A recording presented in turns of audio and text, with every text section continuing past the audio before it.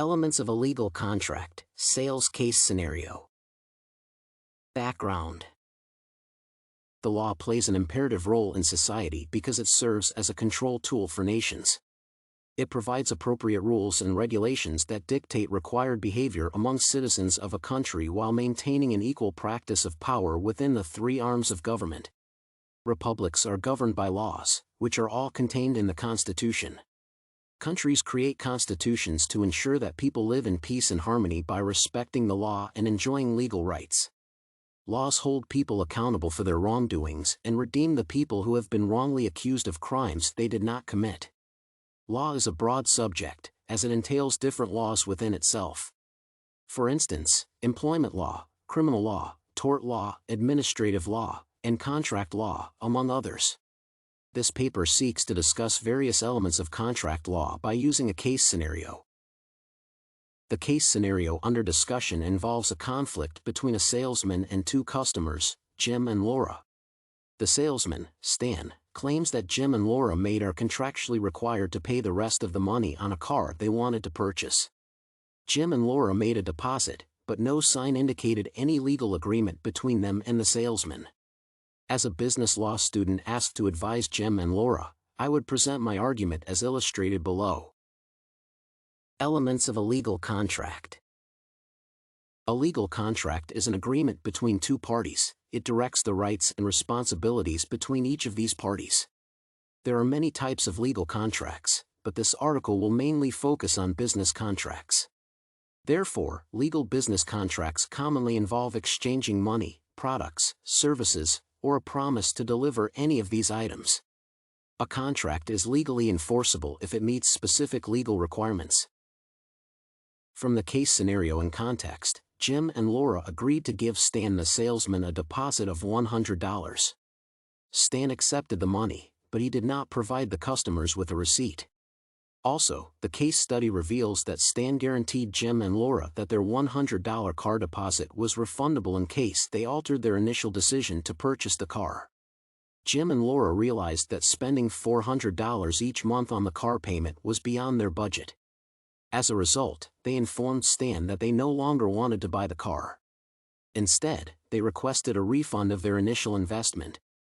Stan insisted that the $100 was a deposit, so Jim and Laura had no option but to continue payments for the car, as they had already begun the purchase. For this case, the elements of the contract in question depend on whether one categorizes it as a general legal contract or a sales contract. If the case is treated as a general legal contract, the elements include an offer, acceptance, consideration, contractual intention, and form. Jim and Laura showed interest in buying a car and even did a driving test on several cars to see the best fit for them, and they found one. Jim and Laura went ahead and paid $100 to express their willingness to purchase the automobile. Choosing a car and making the first deposit illustrates that Jim and Laura offered Stan. On the other hand, Stan accepted the $100, hence, the agreement between these two parties was present. Consideration refers to something valuable that one party gives to another concerning a promise made. Therefore, a promise is only legally enforceable if there is a consideration. Jim and Laura gave Stan the $100 deposit for the case at hand, insinuating that Stan should hold the car for them for a day. By doing so, Jim and Laura promised Stan by conduct. However, there was no contractual intention within the agreement between the buyers and sellers of the automobile. The contract form was purely oral because there were no written statements about the agreement between either Jim, Laura, or Stan. Since this case involves the sale of a car, it falls under the category of a sales contract.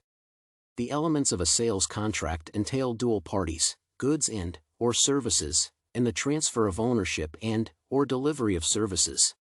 The two parties to a sales contract are the buyer and the seller. Jim and Laura represent the buyer, and Stan represents the seller. The good and/or item of sale within the deal was the car for which Jim and Laura paid a deposit. Stan did not make the transfer of ownership because Jim and Laura informed him that they would not submit a day for the delivery of the car as they no longer wanted to continue with the purchase. Facts to prove the presence or absence of a contract for the sale of the automobile.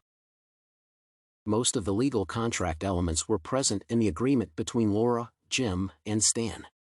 However, there is no legal contract between the two parties because some critical features, which ought to deem a contract legally binding, are missing from the agreement.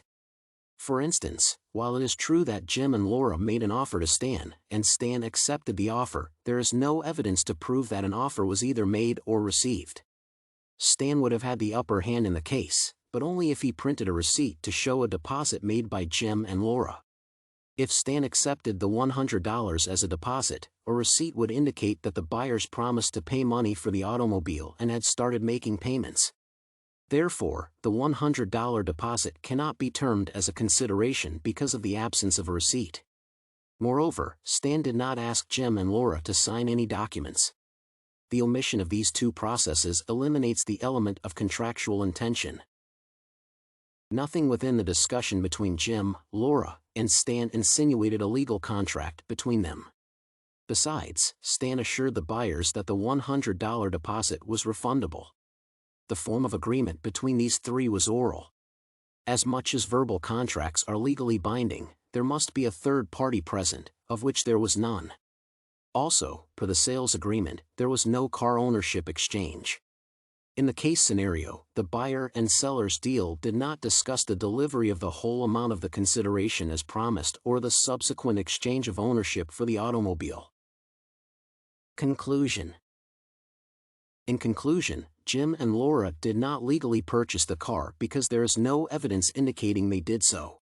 Stan, the salesman, made a mistake by failing to make the agreement between him and his customers legally abiding. He should have printed a receipt for Jim and Laura to indicate a partial consideration made. Doing so would prove that the buyers made an offer, Stan accepted it, and the payment for the car had commenced. Also, Stan should have asked Jim and Laura to sign some papers to ensure some contractual intention. Since Stan did none of these, he is legally required to refund the $100 to Jim and Laura.